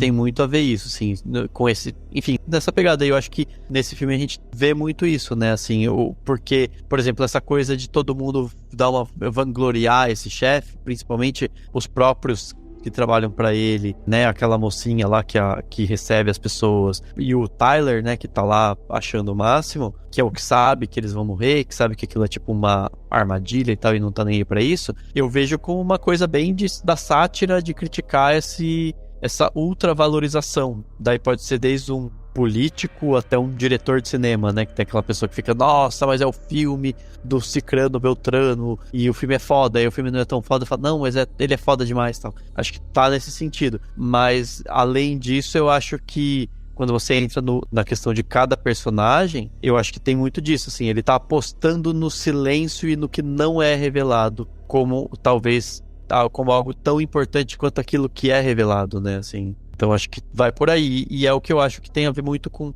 no caso da Anya Taylor-Joy, estava elogiando ela, a atuação dela, ela tem um ar, né, de mistério, uns olhões, assim, ela super magrinha, aquele olhão expressivo e tal, então eu acho que isso também ajuda muito, né, ela ser aquela figura enigmática, que você, né, assim, ela atua de maneira muito boa, mas se for fazer um paralelo, por exemplo, a gente elogiou super a Florence Pugh no último episódio por conta do filme O Milagre, né, são atrizes completamente diferentes, excelentes as duas, mas muito diferentes, ela não faria ela talvez não conseguisse trazer esse mistério que a Anya Taylor-Joy consegue. Eu tava folhando um livro aqui, porque tem um livro que eu li uma vez, não lembro qual nem lembro quem deu essa citação uma vez, que tava falando sobre atuação. Era um ator falando sobre atuação, era bem famoso, não vou lembrar quem é, que ele fala que uma boa atuação é aquela que você sente que o personagem tá escondendo algo, né? Tipo, o personagem tem algo pra você descobrir. E acho que muito desse mistério que envolve e engaja a gente no filme tá nas atuações, né? Cada personagem tem ali os seus mistérios, né? E, tipo, tem até uma cena do filme que é exatamente sobre isso, né? Quando eles recebem os tacos. E aí aquela massa de taco tem uma impressão de alguma coisa que era um segredo deles, né? Dos personagens. Sim. Tipo, os ricos lá, ele conseguiu o extrato da fatura deles, assim, com dinheiro desviado, né? Desviado, um negócio assim. Até o Nicholas Hoult, né? Ele recebe uma imagem dele tirando foto da comida, né? Tipo, o cara não tinha nada mais importante na vida dele, né? A questão da vida dele é a admiração pelas coisas, né? Mas, tipo, a vida dele é tão desinteressante que, tipo, a imagem que colocaram ali era uma foto dele dentro do próprio restaurante. Então, eu acho que tem muito dessa questão do mistério dos personagens é o que engaja a gente no filme. E até essa questão que acho que o Rafa tava falando do chefe, né? Que ele não demonstra sentimentos e tal. Tem uma cena que eu achei muito legal e acho que é justamente por isso que o Rafa falou que ela funciona tão bem, que é a cena do hambúrguer, que é um momento que você vê que o chefe ali, ele começa a chorar. Ele faz um hambúrguer e dá pra ela, e aí você pensa, porra, um chefe de cozinha, eu ia ficar emocionado de fazer um hambúrguer, sabe? E porque ele vê ali que, tipo, talvez no prato mais simples, assim, é onde tava o prazer dele de cozinhar, né? Que tem um momento que ele pergunta pra ela, né? Na sua profissão, né? Você gosta do que você faz, né? Você gosta de atender as pessoas, assim, né? E tal. Ela fala, lógico, ironicamente, assim, né? Tipo, lógico que não mais, porque ela era prostituta, né? Tipo, porra, tem essa questão de como é visto o trabalho criativo, né? De, tipo, tem o chefe de cozinha, mas se encaixa pra qualquer pessoa que tem um trabalho criativo. E essa relação entre quando o trabalho da pessoa vira um produto, um comércio, né? Como as pessoas reagem, né? Que são os clientes ali, que são o intermédio, né? Entre a obra e o artista. Às vezes o artista não tá nem fazendo a obra daquele jeito porque é o que ele quer expressar, né? Mas é o que o público dele, que é o que tá no meio termo ali, quer. Tem até outra frase dele, do chefe no meio do filme, que ele grita pra eles assim: vocês são responsáveis pelo meu fracasso. Tipo, o cara é super bem sucedido. Sim. Mas ele se sente um fracasso, né? Porque ele fala, pô, tô fazendo essas comidas doidas aqui que esses caras tá achando o máximo comer uns molhos, sabe? Tipo, tem muito essa questão da elitização do valor, do significado da coisa, né? E não necessariamente do que é o produto, que você pode aplicar isso pra uma obra. Acho que até o próprio Menu é um filme desse tipo, pelo menos pra mim. Eu sinto que ele não é um hambúrguer, ele não é um filme é fácil de digerir. Ele é esse tipo de filme que esse tipo de pessoa que ele tá criticando gosta. Ele é exatamente isso. Ele é esse produto. Ele é essa coisa meio sofisticada, elitizada, que exige um certo apreço pra você apreciar. Tipo, comédia ácida não é uma coisa que pega todo mundo, né? É uma coisa meio... Você tem que embarcar ali na onda do filme, senão você vai ficar, pô, que porra é essa, sabe? Tipo, uma hora tá tudo rindo, uma hora tem gente tomando tiro na cabeça, sabe? Então, eu acho que tem muito esse meta-comentário do filme também. Sim. Uma coisa que eu acho que tem muito a ver com o que você tá falando, Caio, porque assim, o filme tá criticando muito essa coisa de tudo ter significado, né? Tudo tem que ter um significado, o prato foi feito porque ele tem isso, porque ele tem tais sabores, porque tal coisa vem, a pedra vem não sei da onde, aí tem um peixe numa pedra, o peixe foi colhido no mar, na ilha, aquelas frescuradas toda. E acho que tem muito a ver, muito com o cinema, que acho que é uma questão que deve passar muito pelos cineastas, por quem tá fazendo cinema, que é do tipo, às vezes ele quer fazer coisas cheias de significado, mas às vezes ele só quer fazer um filme para as pessoas se divertirem, né? Um hambúrguer. Ele só quer fazer um hambúrguer. E acho que é aí que tá aquele jogo, aquele momento em que a Margot provoca, ela meio que entende o comportamento do cara. Acho que tem várias formas de fazer essa leitura, não sei se vocês concordam, mas acho que tem um pouco disso. Ela entende o comportamento dela, provoca ele dizendo, não gostei dessa comida. Por que eu quero que você faça um hambúrguer pra mim? Duvido que você faça, né? Um hambúrguer. É quase como se você chegasse para um diretor todo de filme de festival e fala assim, duvido que você faça uma comedinha bem bobinha, só pra gente rachar o bico. Sim, um Velozes e Furiosos. Também. Dirigido pela Afonso Cuarón. Seria ótimo. Então, assim, nessa pegada, sabe, do tipo, duvido que você faça isso, tal, e ele se sente provocado, mas ao mesmo tempo acho que ele entende que ela é porque ele fala de ser uma giver ou taker, né? Ela deixa de ser alguém que toma, né? Que te pega as coisas dos outros e tal, pra ser alguém que dá algo, ou seja, que fornece um feedback, um insight ou qualquer coisa. Então acho que tem essa relação e tem essa questão que eu acho que é interessante, que é do hambúrguer simbolizando esse prazer que tem a ver com a memória afetiva das pessoas, né? Que acho que a gente fala muito disso toda vez que vai falar de filmes, às vezes, que não são tão bons, mas que tem lá o personagem que todo mundo ama, ou sei lá quem que todo mundo adora, ou aquela história que foi, né, tem a ver com a infância e tal. Mas eu acho que também tem a ver, enfim, tem essas questões. E aí eu tava lembrando, só pra citar uma coisa interessante, teve uma vez que eu tava ouvindo uma entrevista, e eu acho que era, não sei se era na CBN ou na Band, acho que era na CBN, com um cara chama Jefferson Rueda, um chefe brasileiro famosinho, assim. E aí eles perguntaram, assim, qual foi a sua experiência gastronômica? Né, o cara tem um restaurante super famoso em São Paulo e tal, perguntaram da experiência gastronômica dele. Ele falou assim que a experiência gastronômica dele, que ele mais gostou, foi quando ele foi, aí eu não lembro agora se foi tipo África do Sul, Austrália, algum lugar assim, que ele foi com os amigos, ele tava com os amigos numa praia acampando, e eles pescaram um peixe, fizeram aquele peixe com uma fruta que tinha lá e fizeram numa fogueira lá o peixe. Ele falou que foi a coisa mais incrível que ele comeu, foi a experiência gastronômica mais incrível da vida dele. E dele tava falando do quanto ele gosta das pessoas que vão no restaurante com os amigos, ou numa festa, ou num evento, e comem a comida que ele faz, que ele prepara, porque elas estão vivendo aquilo. Ou seja, no fim das contas, eu tô viajando na maionese aqui, mas basicamente para dizer, no fim das contas, tipo, a experiência gastronômica, tanto seja no restaurante caro quanto barato, tem a ver com o momento da sua vida, com o que você tá vivendo, com quem você tá, essas coisas. E acho que talvez a gente possa pensar isso no cinema também, né? Acho não, a gente tenho certeza que, tipo, as melhores experiências de filme que você teve, a melhor experiência, ou talvez o filme da infância que você mais lembra, tem a ver com quem você foi pro cinema, o que você fez antes, o que você fez depois, sabe? Assim, uma pessoa com quem, sei lá, essas coisas, né, que estão ao redor do que é só aquilo. Então acho que dá pra refletir sobre isso nesse filme, né, dá pra gente pensar em como ele tá trazendo essas questões todas.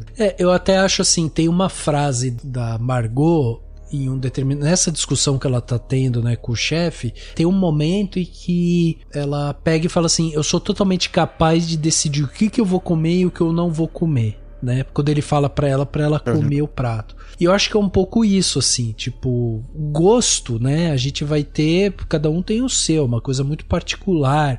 E isso pra tudo, né? Tipo, pô, o cara que gosta do filme X não gosta do Y, na comida, né? Tem gente que gosta de comida X, comida Y e tal, enfim.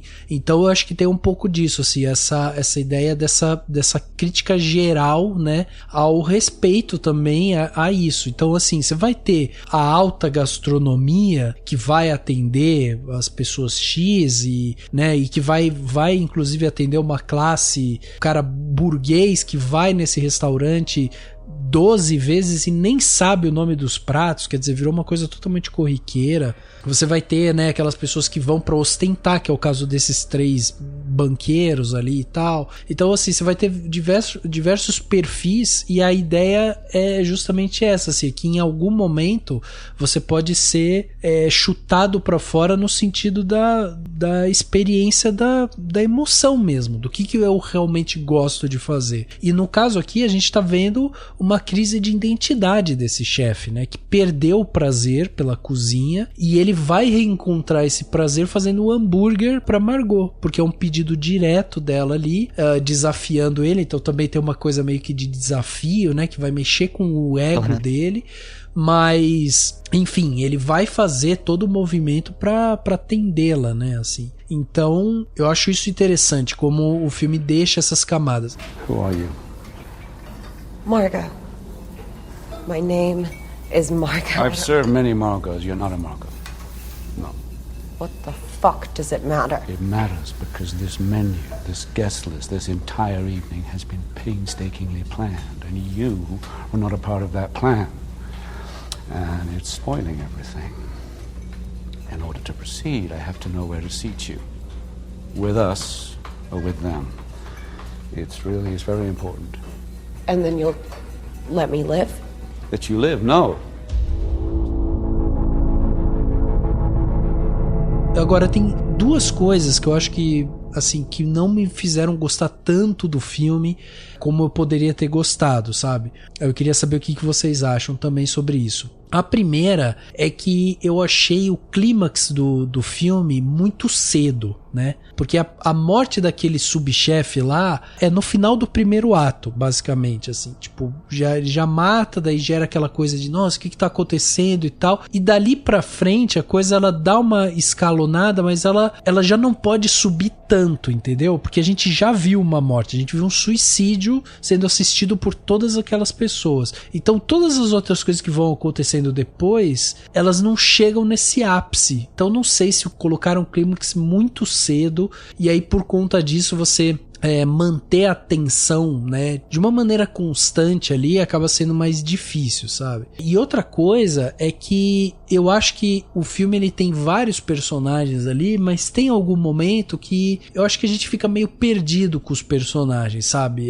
Eu acho que é tanta vontade de passar informação sobre eles que às vezes a gente acaba não se importando tanto com eles, entendeu? Tipo, você olha eles ali e fala, ok, entendi, mas você não fica assim preocupado com a sobrevivência deles, sabe? Eu acho que não é pra estar. Eu acho que é pra gente se preocupar só com a sobrevivência da Margot. Por isso que a gente, né, vai se conectando com ela, por isso que ela é o nosso olhar, né, de público.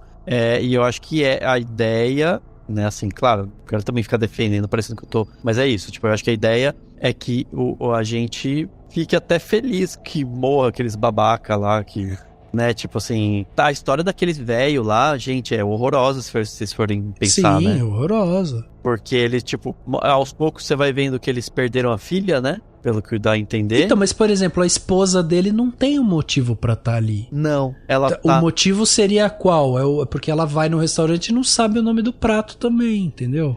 E ela até tem aquela hora que ela meio que fala pra ela pra Margot ir embora. Ela fala, tipo, vaza, sabe assim, vai embora. Ela talvez esteja numa espécie de catarse, né? Por conta da vida que ela teve, assim. Se a gente for pensar nessa coisa de informações que a gente não tem sobre os personagens. Mas a gente vai tendo aos poucos a informação de que, basicamente, eles perderam a filha e o cara, aquele, né, o velho lá, contratou a Margot como prostituta porque ela é muito parecida com a filha dele, dela fala, né, tipo, ele se masturbou na minha frente, essas coisas assim. Então, do tipo assim, o cara, provavelmente, sim, tô presumindo aqui, sei lá, abuso, que ele abusava da própria filha, talvez, né? Ou algo nesse sentido. Então, a gente tá falando de pessoas que são odiosas, que são... O Tyler é o maior babaca do mundo. Não, e ele tá completamente anestesiado, né? Por tudo que tá acontecendo. Ele não nem liga. liga. Então, e é justamente... E faz sentido, porque assim, ele sabia o que ia acontecer. Sim. Então ele tá lá pra curtir a comida como, tipo, uma última experiência da vida dele, assim. Não só a comida, a experiência toda, né? Ele tá lá pra curtir toda a experiência que é colocada. Tanto que ele nem sai correndo na hora que o cara fala, né? Tipo, homem, saiam correndo, vocês podem escapar e tal, porque ele sabe que não vai e tá nem aí pra isso e tal. E acho que a ideia é, tipo, ser essa crítica, né, toda aí, entra nesse âmbito da sátira, da coisa que você não leva tão a sério, mas você entra no jogo lá do filme. Mas eu enfim, falando disso que você falou, eu acho que tem muito isso. Tipo, é pra gente ficar feliz que eles morrem tudo, sabe? E a do clímax, não sei, eu acho que talvez seja pra, tipo, entrar nessa parte, nessa segunda metade do filme, como essa coisa já mais malucona, né? Tipo, pra dar aquele choque e falar, meu Deus, como que eles vão sair dessa? Que tá acontecendo? Porque aí é nesse momento que é meio que, tipo assim, não tem volta, né? Tipo, não tem nenhuma chance de que eles estejam só viajando ou de que seja só Não, é tipo nessa hora que você vê a seriedade da merda que tá acontecendo, né? Então, não sei, acho que até entendo sua crítica, sua questão com isso acontecer meio cedo, mas acho que é meio que pra dividir o filme em duas metades, talvez, assim. Dá esse senso, acho que é pra dar esse senso do perigo, né, também, porque até aquele momento, você meio que entende, né, que tem algo muito errado, mas assim, você não entende que as pessoas ali estão correndo um risco de vida, né? Mas aí, eu acho que a partir desse momento, o filme, ele por algumas vezes, ele dá a entender que ele vai virar uma outra coisa. Que nem essa parte que vocês falaram que eles soltam eles lá no mato, lá, falam pros homens, corre aí, tenta fugir. Eu achei bem desperdiçada essa cena, porque eles vão aí, um lá tenta, né, só que não tem uma consequência muito, tipo... Pra que foi aquilo? Depois eles voltam de um jeito meio estranho. Parecia aquela coisa que tava no roteiro, que eles falaram, pô, é legal isso aqui, mas aí depois, sei lá, ou no roteiro, na hora de refazer o roteiro, ou na edição, eles falaram, melhor ter que encaixar isso aqui de algum jeito no filme, que senão não vai fazer sentido, sabe? Eu senti um pouco disso nessa parte do meio, assim, meio... Nada a ver essa parte de... Parecia que ia virar, tipo, aquele filme A Caçada, não sei. Pois é. O pessoal acorda lá, que eu lembro um pouco, né, até o comentário do filme, não, né, e até aquela comunhão ali entre as mulheres, né? Por que elas estão ali comendo? É um momento de relaxamento delas, mas a gente já viu, tipo, pessoas sendo mortas. A gente viu o investidor sendo morto, a gente já viu o subchefe sendo morto. Ali tem um momento que, tipo, as mulheres estão conversando e os homens saíram pra correr. Então tem uma mensagem, tipo, alguma coisa mais sexista nesse sentido, sabe? Inclusive porque a cena começa, né, com aquela outra chefe falando que o chefe, né, no caso o Slowik, falando que ele abusou dela, né, que ele ficou insistindo, queria dar em cima dela e tal, e ela enfia uma tesoura na perna dele. Então tem uma coisa ali, tipo, meio que de purificação e tal. E aí nesse momento que ele faz essa separação, tipo, coloca os homens pra correr e as mulheres vão pra dentro, eu não sei, sabe, às vezes eu sentia um pouco de falta, porque o filme em alguns momentos ele se preocupa em ser tão literal numas explicações, tipo do chefe Slowik chegar e falar, você eu não gosto porque eu vi o seu filme e esse filme era horrível e por isso eu vou matar você, sabe? Tipo, ele é literal nisso. E aí tem outros momentos que ele te dá umas informações assim que você fala assim, tá, aqui que eu gostaria de ter um pouco mais de profundidade, você não tá me dando, entendeu? É essa sensação que eu tive, assim. E o personagem do chefe, o Slowik, eu até, quando eu tava assistindo, eu falei, não, eu não sei se eu posso estar sentindo isso. Mas eu tava sentindo um pouco de empatia por ele. Eu tava... É isso que eu acho legal da comédia áspera. Que ele é um personagem ele tá maluco, tipo, ele tá matando as pessoas, tá totalmente errado na situação. Mas o filme vai dando um contexto que você fala, caralho, você consegue entender um pouquinho o sentimento dele, sabe? Ele, por incrível que pareça, acho que além da personagem da Margot, claro que eu tô falando, né, tem a questão dele ter abusado lá delas e tal, ter feito coisas escrotas. Mas tem essa questão do filme da vingança.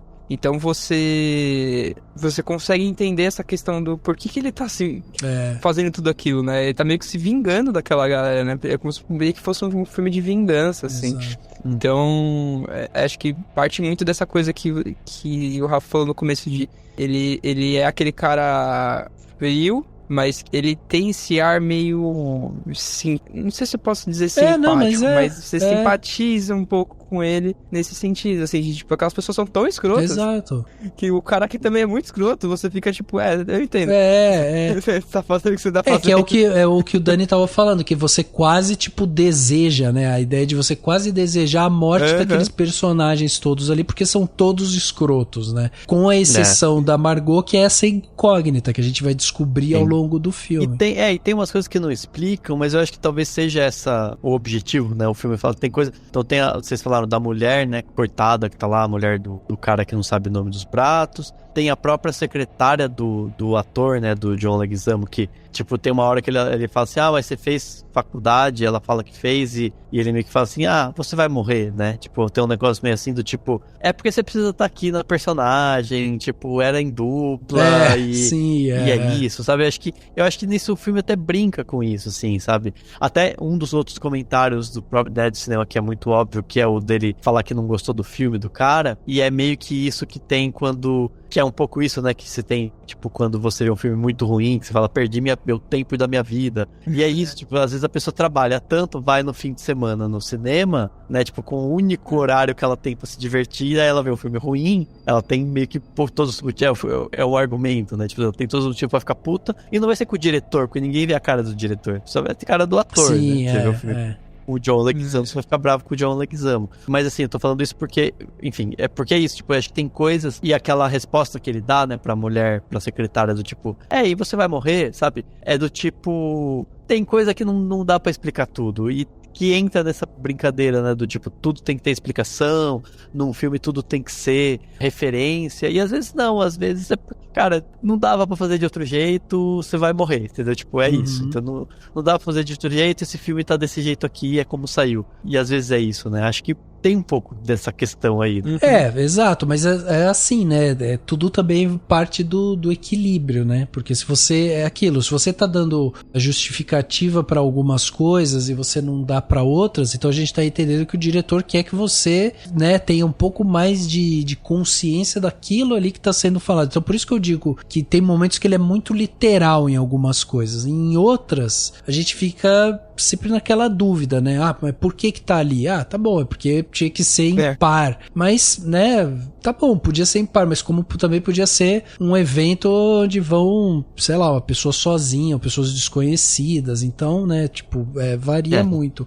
Agora, eu acho assim, que o filme ele tem essa segunda camada de análise, porque assim, a gente tá acompanhando esse ato de vingança, né, como o Caio bem falou, de um cara que perdeu completamente a paixão pela própria vida, pela profissão e tal. Isso é demonstrado um pouco naquela cena quando a Margot entra dentro do quarto dele e a gente vê inclusive que ele tinha mulher, filho, né? E deve ter perdido tudo isso depois que, sei lá, se entregou ao trabalho, né, ou alguma coisa dessa forma, porque ele entende que ele precisa se livrar dessas pessoas. E aí as pessoas que estão ali são de segmentos diferentes, meio que para simbolizar um pouco disso, né, do que é a vida, né, dessas pessoas públicas e da arte também em si. Então você tem o crítico que tipo, vai analisar e ela tem o poder, inclusive ele tem uma hora que ele ressalta isso, né, ele fala, com esse prato aqui, a crítica Lilian, inclusive falou que foi com essa comida que me colocou no mapa,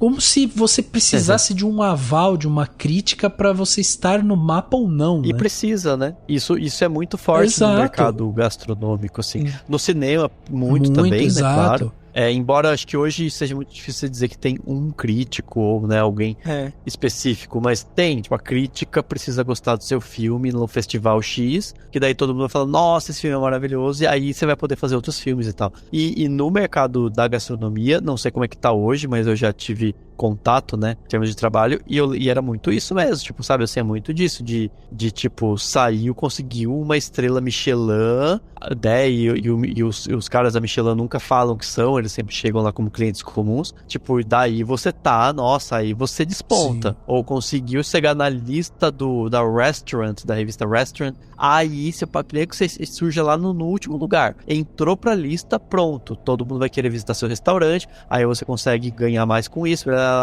faz parte do mercado. Então acho que, enfim, mas é isso, assim, tipo, essas pessoas, elas estão simbolizando segmentos da sociedade, né? Dentro do cinema, mas também da própria sociedade como um todo, né? A parte técnica, o pessoal que cuida, que vai definir o algoritmo que se vão ver o seu filme ou não. Exato. Né? Não, e até isso, também, né? Porque, assim, às vezes você precisa disso. Eu preciso de uma análise crítica para que eu seja, né, que eu tenha relevância dentro do meu mercado e tal. E é isso, tipo, e a gente tem um bocado de gente que cozinha bem, um bocado de gente que faz filme bem, e que às vezes a pessoa não tem a oportunidade de entrar, né, no mercado, porque acontece isso, ela é massacrada pelo próprio sistema e tal. Então, essa ideia, quando ele faz essa crítica e tem essa pessoa que é a pessoa que vai julgar o trabalho dele de uma forma técnica, é essa representante justamente desse olhar crítico, criterioso e até irônico do próprio mercado, né, para você que tá tentando entrar dentro dele, independente da área que seja. To our male diners, we now offer you the chance to escape. You'll be given a 45-second head start, at which point members of my staff will try and catch you. If they do catch... Okay. 45 seconds starts now. Hold it. What? Sorry. Come on, you know I'm a wonderful critic. I'll send for help first thing.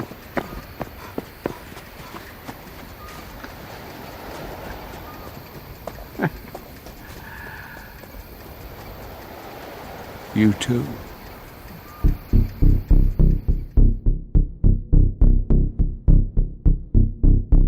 Aí depois você tem, tipo, um que representa o entretenimento, que entra como uma parte de lazer, e aí esse entretenimento pra ele é tipo, nossa, eu tive, né, fiquei tantos anos sem ter folga, a hora que eu tirei uma folga, eu fui ver um filme bosta, que me fez perder meu tempo, que é tão valioso, pra assistir esse lixo que você fez. Então veja como é até irônico, né, tipo, ele quer matar um cara que é ator de um filme que ele não gostou, e aí ele quer matar a crítica que não gostou da comida dele. Tipo, ele se coloca no mesmo papel, né, de crítico de ser criticado. Então isso é interessante da gente ver. Daí depois a gente tem o famoso mercado, né, representado por aqueles três caras. Então é tipo, né, são os caras que, vocês que são o cara do dinheiro, vocês que podem me financiar e dizer se eu posso ou não ter meu negócio, e mesmo assim vocês estão envolvidos com tanta coisa podre, né, roubo, desvio e tudo mais. Então, tipo, tem ali a simbologia do mercado, aí você tem a simbologia da elite, né, burguesa ali e tal, que não valoriza as grandes coisas, a grande arte, né, daquilo que é feito e tudo mais. Mas vai e paga e financia. Exato. Então tá pelo glamour, né? Não pela arte, mas pelo glamour. E aí você tem, na figura do Tyler, você tem o cara que é o fã cego, né? A gente pode ter o fã boy ali, que, né? Alô, Marvetes! Nossa, ele tá muito, verdade. Ele tá no meio termo entre isso e o frequentador de festival, né? Que tipo... Cara, esse filme é de... Né, exato. Não posso perder o novo filme de tal diretor por causa Inclusive, disso. a gente até falou que o Tyler, ele tem essa coisa de ser um cara que tá anestesiado, né, por tudo. E aquele momento em que ele afoga o banqueiro, tem uma hora que ele fala assim, escutem esse som, porque esse não som é o som da minha liberdade, né, ele fala isso. E quando ele fala isso, ele fecha os olhos. A câmera vai no Tyler, o Tyler tá olhando pra ele, e aí o Tyler fecha os olhos também, tipo, acabou de morrer um cara afogado e o Tyler tá fechando os olhos pra sentir a liberdade do chefe, sabe? É tão ridículo. E na versão dublada ele tem que ter tipo o sotaque do Poça, né? Meu, super demais. Exato. Mr. Lanches. Mas você vê, ó, então a gente tem, tipo, essas simbologias, né, desses personagens ali, que, como eu falei, eu acho que tem ali alguns momentos que eu acho que ele poderia se aprofundar um pouquinho mais neles, mas, né, tipo, fica essa a minha crítica pro filme. Mas aí eu acho que tem uma coisa interessante que é, quando a gente é apresentado e vai conhecendo a Margot, ela é a simbologia do prazer, entende? Tipo, a Margot é isso. A gente tá falando de uma menina que é uma acompanhante, uma prostituta, não fica exatamente muito claro o que ela faz, assim, né? Mas tá dentro desse segmento, mas ela é essa pessoa que, inclusive, tá muito associada ao prazer no sentido de ser ousada, sabe? Ela tá, inclusive, no prazer da ousadia, que ela vai, ela fala o que ela pensa, ela se expõe, ela foge do padrão. Então, a Margot, ela tem essa simbologia do prazer, inclusive do prazer sexual também, por que não, né? Do prazer afetivo, do prazer, né, feminino. Tudo isso tá, tipo, embutido dentro dessa figura da Margot, que é tudo, ela é o símbolo de tudo que o chefe Slowik não tem mais, sabe? Então por isso que ela incomoda tanto, que ele fala, meu, você não devia estar aqui. Eu não devia ter nenhum tipo de prazer, de paixão, de compaixão, de sensualidade. Eu não devia ter você aqui. Aqui era pra eu destruir com esses outros personagens que eu tô trazendo pra cá. O banqueiro, o entretenimento, com toda essa galera. Inclusive o momento lá do hambúrguer, agora você falando, você me fez pensar nisso. Talvez seja a deixa que ele conseguiu ter pra mandar ela embora. Exato, é. Pra que justifique ele mandar ela embora e falar, então tá, ó, fiz aqui pra viagem, né, porque vai comer, ela vai embora pra levar pra viagem, né? Quando ela pega ela é uma pra viagem é muito bom. Que ele fica com a cara de bosta. Caralho, Imagina, tá num restaurante super, né, fino, assim, pra levar pra viagem, que é uma coisa, né, tipo, essa galera adora desperdiçar comida, né?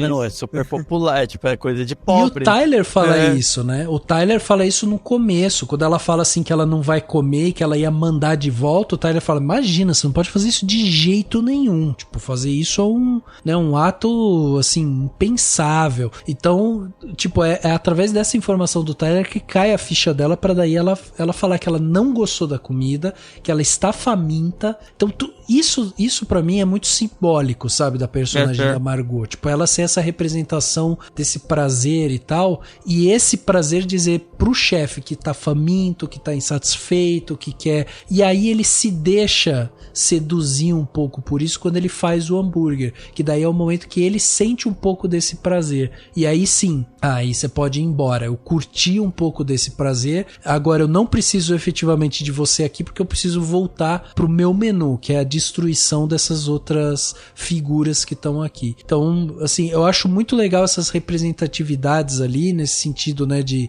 segmentos da sociedade e tudo mais, e de quem é a Margot ali, sabe? Mas, enfim, eu acho que a gente tá acompanhando isso, e isso dá pra ser encaixado justamente em várias áreas, por isso que eu acho que o filme ele tem esse quê interessante, apesar de, como eu falei, ele para mim ele tem alguns problemas nesse sentido, né, de aprofundamento em alguns momentos e tal, mas no todo eu acho um bom filme, sabe? Eu gosto também, eu sou muito fã de filme com comida, assim, sempre gostei. É claro que eu sou, até a gente citou o John Leguizamo, que fez também o filme Chef, né, que é um filme que eu adoro. Sim.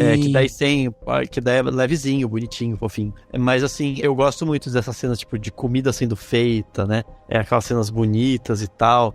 O hambúrguer e a galera fazendo as coisas. Então, e ele, enfim, também ele, de certa forma, também tá brincando com isso, porque é um pouco moda, né? Esses Chef's Table, né? Essas séries que de reality de comida. Reality de comida, o próprio Masterchef, né? E daí filma lá comida e tal. E sei lá, eu acho legal isso, porque também tá falando, também tá referenciando o poder da imagem somente, né, de você ver lá a comida sendo feita, e é engraçado como que as outras não são tão apetitosas, né, porque é tudo aquela coisa meio formal e chata, e aí chega na hora do hambúrguer, você vê aquela câmera, né, aquela carnona sendo feita, aquela coisa bonita e tal. Eu acho muito massa, assim, acho muito... Cara, foi nesse momento que eu percebi como eu sou influenciado, e aí eu saí do cinema e fui e com comprei um hambúrguer que era exatamente aquilo. Um hambúrguer, eles apertam, né? O Smash Burger, 2 com queijo e cebola caramelizada. Foi isso que eu comi depois. Cara, mas é a única comida do filme que você olha e dá vontade de comer. Exato, exato. E é legal exatamente. ela mordendo, né? Tipo, ela morde com vontade. E aí no final, no barco também, ela pega, tipo, dá aquela mordidona de, tipo, nossa, né? Aquela coisa de... É isso que eu tava precisando, né, assim. Exato. Eu acho isso muito bom, porque é isso, a Margot é essa figura mais humana que a gente tem ali, né? Todos os outros aparecem justamente anestesiados e desconectados um pouco da realidade. Agora, eu acho que a gente não pode terminar esse papo sobre o filme sem falar da Elsa, né? Que é justamente a mulher ali que ajuda, né? A host ali, né? Que recebe as pessoas e tudo mais. Enfim, eu acho a Hong Chau fazendo também uma atuação maravilhosa, e eu adoro aquela frase que ela chega no ouvido, né, do cara, e ela fala assim: você comerá menos do que você deseja e mais do que você merece. Isso é muito legal, assim, porque você não vai poder se empanturrar aqui, e você nem merece isso, entendeu? Você nem merece se empanturrar, tipo, é uma coisa muito, muito interessante, assim, tipo, até isso, porque a figura do restaurante com as mesas é interessante da gente pensar, porque assim, eles estão sempre nas mesmas mesas, né? Eles sentam sempre nos mesmos lugares. Isso é interessante porque a gente tá olhando para aquilo e entendendo que a mesa acaba sendo uma simbologia de um lugar seguro. É um lugar de familiaridade, porque fora dali é só pânico, né? É só morte, é só incerteza. Então assim, quando eles voltam pra mesa, eles inclusive sentam nos mesmos lugares. E aí, a Elsa é essa mulher que dita o ritmo ali das coisas que estão girando. Então, tipo, ela é uma das pessoas que ela chega muito próximo desse lugar de segurança, mas ela não consegue ultrapassar ele, sabe? Ela chega e ela é dura e ela puxa, né, o casaco pra tirar de trás ali da Margot e não sei o quê. Então ela invade muitas vezes esse lugar de segurança com uma mão muito dura, né? E eu acho a personagem dela muito boa por isso, assim, porque ela é aquela que, meu, eu vou fazer tudo por esse lugar. E você sente isso desde o começo, assim, o orgulho, a satisfação dela estar lá, a honra que ela tem de estar lá. E o fanatismo pelo chefe, né? Porque daí ela é tão fanática que quando que chega lá outra, o cara pede pra Margot pegar um, sei lá o que lá, nem lembro agora, pra ele, que fala que ela esqueceu, ela entende que a Margot vai substituir ela, né? Sim. E aí ela fica revoltada e é muito legal a atuação dela, porque você vê que ela tá, tipo, muito brava, disposta a matar, né, a Margot, né, tipo, disposta a detonar com ela. Você vê que ela é forte e tal. Então você vê essa potência da atriz, assim, que é o que eu falei, tipo, lá no Watchmen, na série do Watchmen, você tem vontade de esganar a desgraçada. Que só prova que ela é uma boa atriz. Exatamente. Né? Só isso. Então, resumindo, o menu copiou Ratatouille. É isso aí. Que também tem o crítico, né? Tem o comentário da crítica. Você quer botar um crítico de cinema em saia justa? Você critica a crítica no filme. Exatamente. Todos os filmes que fizeram isso, Birdman, que é uma merda, é muito bem elogiado. Por causa disso. Mentira, o filme não é uma merda, é que eu não gosto. É pessoal a gente meu. fica numa situação, né, Caio? Porque a gente criticar um filme que critica a crítica te faz ser um crítico de si mesmo. Não pode criticar o filme do crítico que vai criticar a crítica, entendeu? É um troço... Aí você fica não querendo criticar o filme pra não parecer que você é o crítico da crítica do filme, entendeu? É inacreditável. Boa. Mas vão criar crítico de críticos, né? Tipo, cara, além do críticas, fica assim, essa crítica aqui não tá boa, não. Essa daqui tá ótima. Criticando críticos. Quem critica o crítico? Quem critica o crítico? Por aí.